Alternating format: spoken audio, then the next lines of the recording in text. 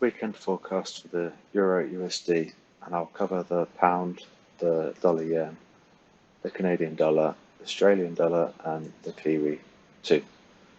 The Euro dollar daily, and this is the 200-day. Now this is what I think is why the ratio is so skewed, is that the retail have been selling it because this has been such a strong resistance historically. We've been below the 200-day for some time, and I can understand why they're selling it, because it did try and make an attempt to break, but then it fell anyway. So this is their logic, and that's why that retail is so skewed. Upward projection for the pivot next month, a substantial leap. This is June's pivot, this is July's, so that will be your support next month. The 200 days pointing down still, but it might possibly start stabilizing. You see, it's pretty much straight there. Oscillators are sideways, could continue for some time. So the resistance 3, 14, 10, it could potentially hit that and take those ratios out.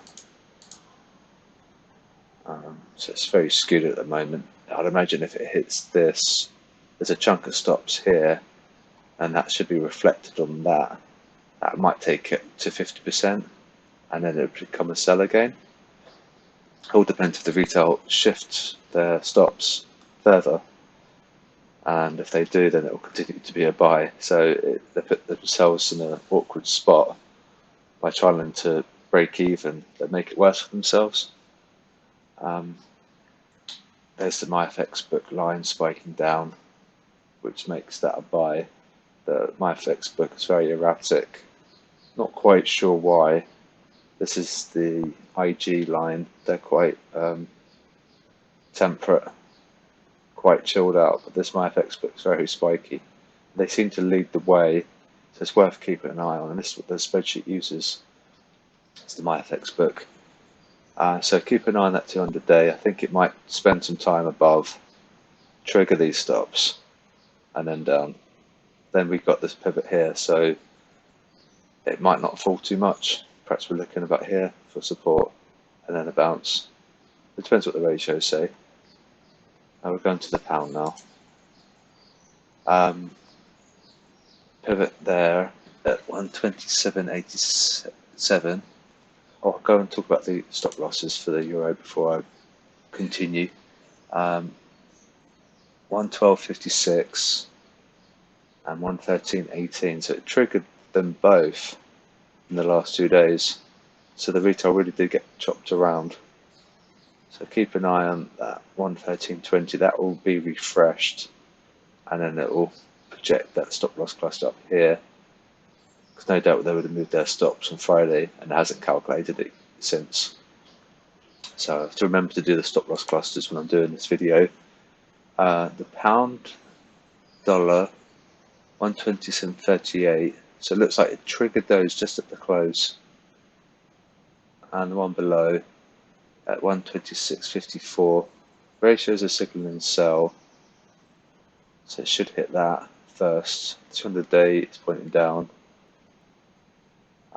Next month's pivot is downward forecast. Oscillators are up, but I'm still bearish this because the 200 days quite negatively pointing down, and we're below the pivot too. So I covered the stop loss clusters there. Looks like we're gonna fall because it's triggered those. So it was basically a stop hunt last night, Friday. So you have to be quite patient with these things sometimes. The dollar yen is this down channel here. The 200-day pointing down, downward forecast for next month. The pivot. This is sideways, not really going anywhere, but it won't go up when the ratios are so bearish. MyFX book spiked up, which makes it a sell. Again, they're very erratic. 200 days pointing down. Stop loss cluster 106.86, and the stop loss cluster above 107.96. But we'll trigger this first, and that coincides with the monthly support 1 and this down channel. There's a triple confluence support, so I'd imagine that would hold. I'm going to the next pair. Stop loss cluster for the dollar CAD, 131.36 and 132.46. 200-day broken below. My FX book spiked up, which makes it a sell. But if we follow that price, see how spiky it was. Look how spiky that line is. So we go down, it goes up. We go up, it comes down. So this is why the spreadsheet is so powerful. We can forecast the price before it happens just by watching the MyFX book line. Downward projection of the pivots next month. This month's quite far below. This is support 3, which I thought would come into play.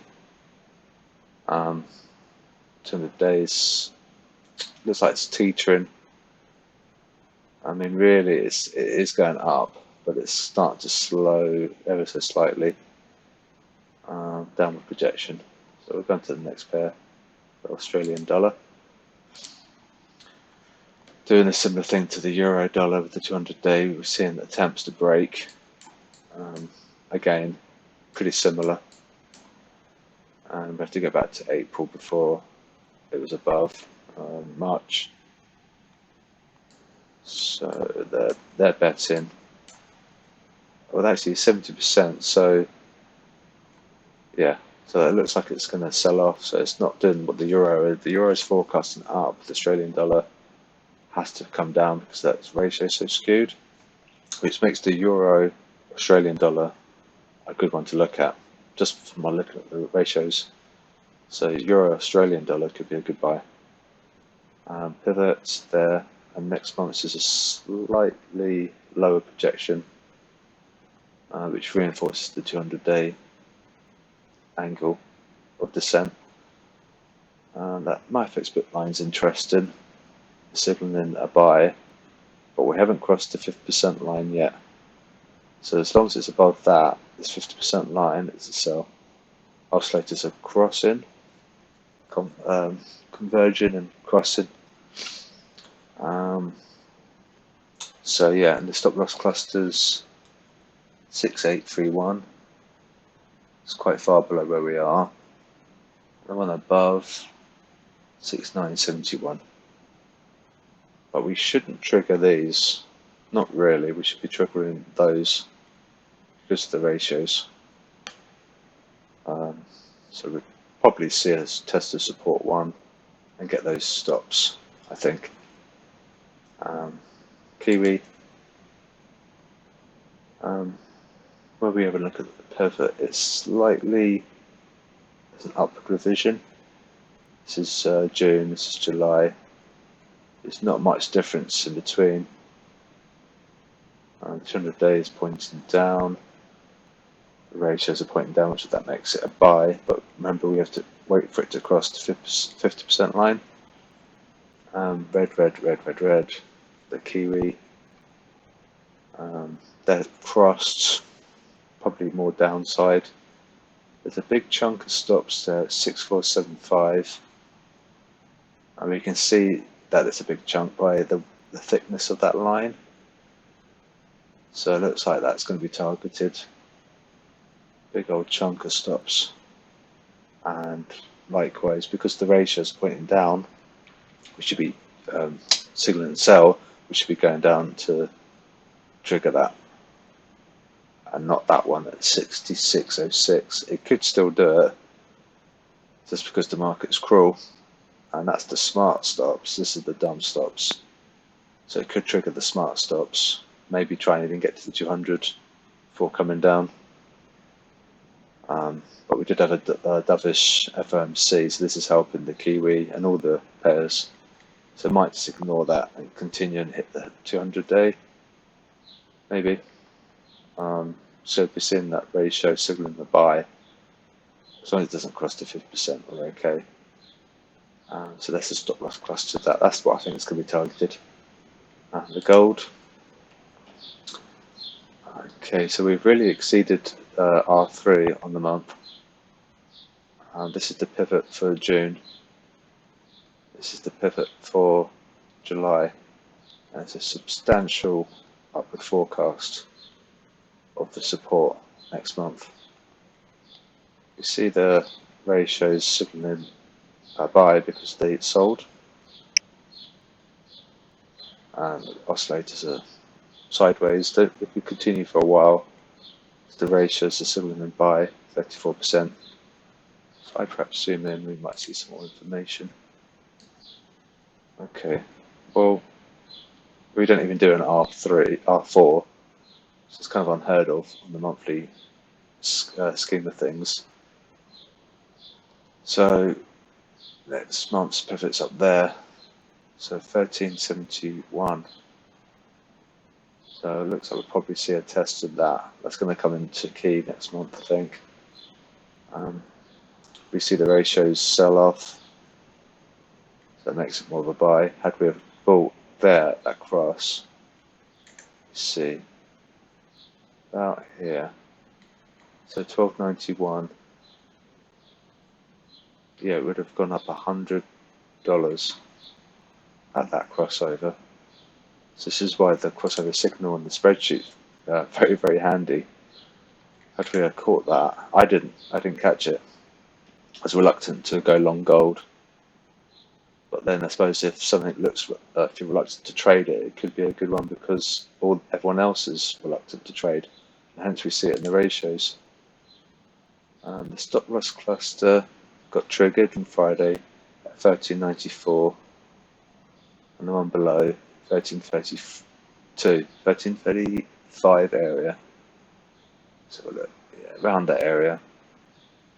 There's a group of clusters around that area, 1334.5-ish.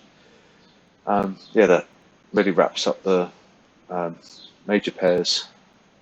But I think there's a few of the stop hunts on some of these on Friday, especially the pound.